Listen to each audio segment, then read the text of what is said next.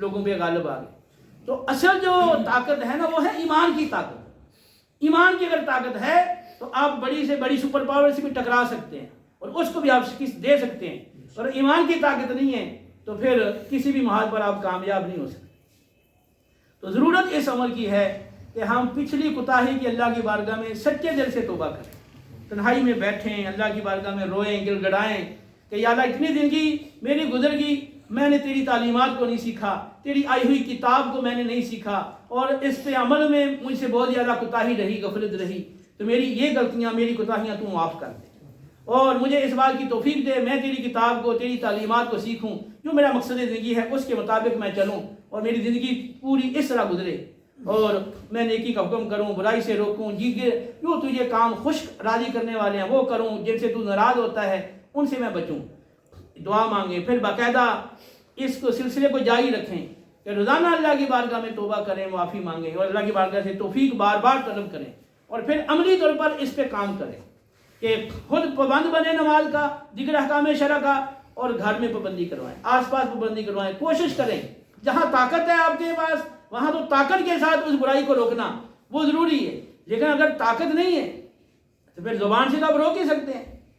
ہمارے ہاں تو اس طرح کا ماحول نہیں ہے. جو اس وقت مکہ کا ماحول تھا, رسول اللہ صلی اللہ علیہ وسلم جب دعوت دیتے تھے تو غفار آپ کے وہ آپ کے اوپر امڑ آتے تھے اور طرح طرح سے آپ کو اذیتیں اور تکلیفیں دیتے تھے. تو جس کی تصریح قرآن میں ہے, احادیث میں ہے. دیگر انبیاء کے ساتھ جو بڑی ان کو تنگ کیا گیا, اذیتیں دی گئیں, ان کو شہید بھی کیا گیا. لیکن ہمارے سامنے وہ ماحول نہیں ہے. ہم تو مسلمانوں میں رہ رہے ہیں, تو ہم اگر یہ کام کرتے ہیں تو بہت سارے لوگ ہماری حوصلہ افزائی کرتے ہیں اور ہمیں اس کی وجہ سے رسپیکٹ دیتے ہیں. تو بالفرض اگر کوئی ایسی صورت آ بھی جاتی ہے کہ ہم وہاں یہاں نیکی کا حکم کریں گے تو ہمیں ان کی طرف کی باتیں سننا پڑیں گی, تو ہم اپنی ذات کی خاطر جب لڑائیاں جھگڑے اور ساری کچھ کر لیتے ہیں تو اللہ کی خاطر کیوں نہیں کر سکتے؟ ظالم سلطان کے سامنے, ظالم بادشاہ کے سامنے عدل کی بات کہنا, حق بات کہنا, یہ افضل جہاد ہے. اور اسی طرح جو ظالم حاکم ہے اس کے سامنے حق بات کہنا, عدل کی بات کہنا, یہ بہت بڑا جہاد ہے.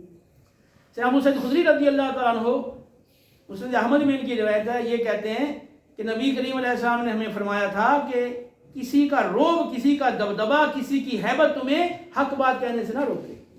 کہا کتنا ہی کوئی بڑا کیوں نہ ہو, جہاں حق بات کہنے کا موقع ہے حق بات کہہ دو.